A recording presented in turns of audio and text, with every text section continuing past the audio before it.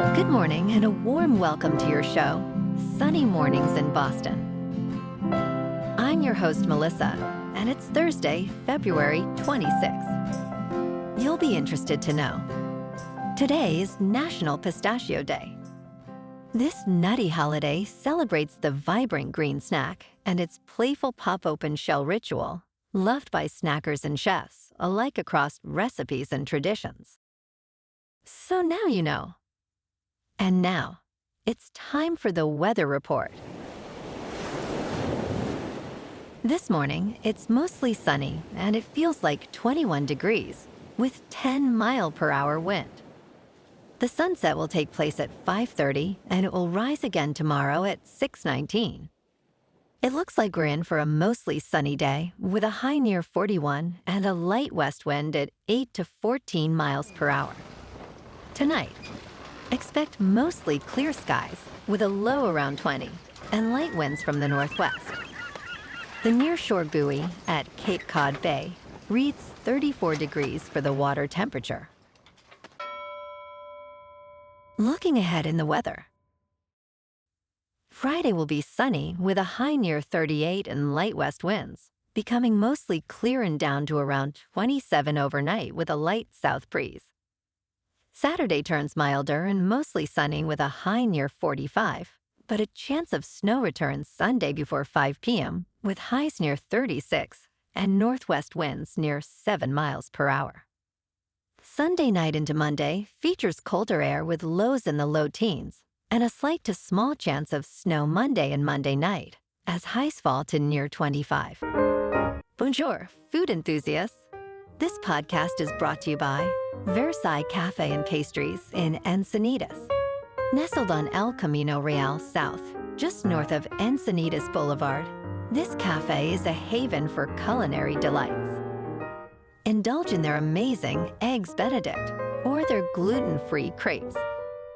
You can grab a panini for lunch or just breeze on through to get your morning coffee. They are open every day from 8 to 5. So stop on by and don't forget to tell them Sunny Morning sent you. In local news, Dunkin has recently launched a unique offering, a 48-ounce coffee bucket, designed for those hectic mornings when getting out of bed feels like a challenge.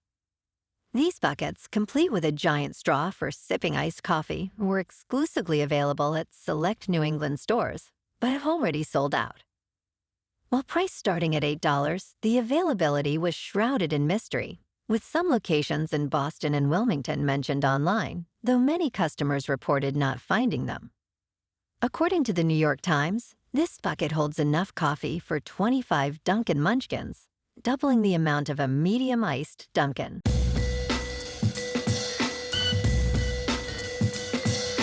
Now on to sports. Cincinnati has filed a breach of contract lawsuit against former quarterback Brendan Sorsby, seeking a $1 million buyout for violating a multi-season revenue-sharing agreement. Sorsby transferred to Texas Tech last month, despite having one season remaining on his agreement. The lawsuit states that Sorsby promised to pay $1 million if he transferred before the agreement's completion. Cincinnati reached out to Sorsby's representation, who stated he refuses to pay anything. Sorsby's agent claims the legal action is misguided and that the university's demands are unlawful under Ohio law. Texas Tech declined to comment on the suit. In local sports, the Celtics' 4-game win streak was snapped by the Nuggets, who secured a 103-84 victory in Denver. Nikola Jokic led the way for the Nuggets with 30 points, 12 rebounds, and 6 assists. Jaylen Brown was the top scorer for the Celtics, contributing 23 points and 11 rebounds. Boston struggled, shooting just 35% from the field and only 28% from three-point range. The C's will return home to TD Garden on Friday night to take on the Nets, looking to bounce back from this tough loss. In top news, the remote work dream isn't dead, but it is slipping away. Roles that allow you to work from home are 4 times harder to get than other jobs, according to one estimate. Landing a remote job in 2026 is only slightly less competitive than cracking an NBA roster.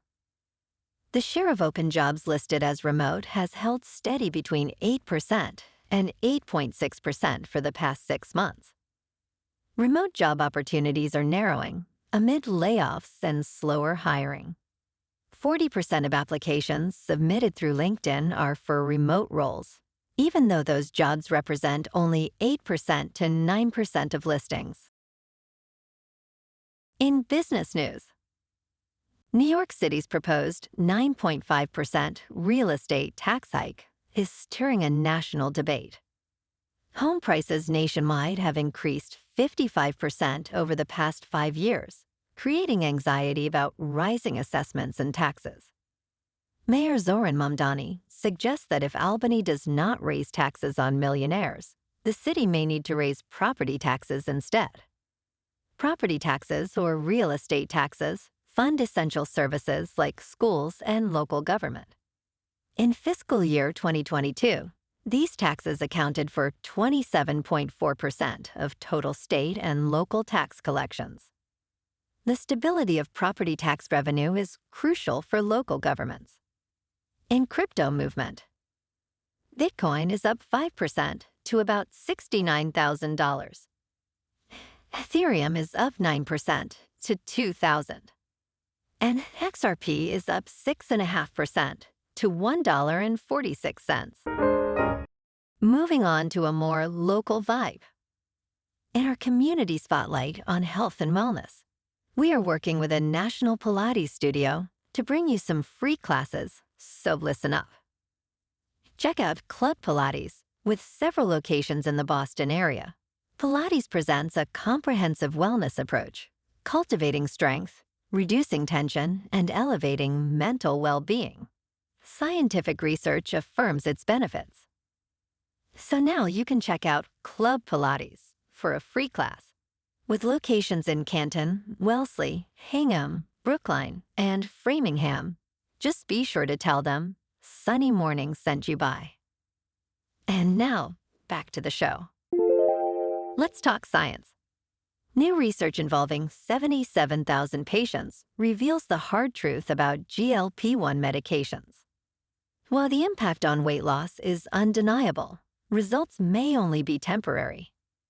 When patients stop taking these drugs, much of the weight they lost returns, along with medical complications. Scott Isaacs, an endocrinologist, stated, "The only way that they work is if you keep taking them." Research from the University of Oxford indicates that weight returns to pre-treatment levels within about 1.7 years after cessation.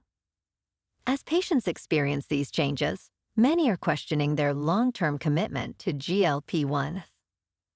Costs and side effects are significant concerns, with annual out-of-pocket expenses reaching at least $4,200.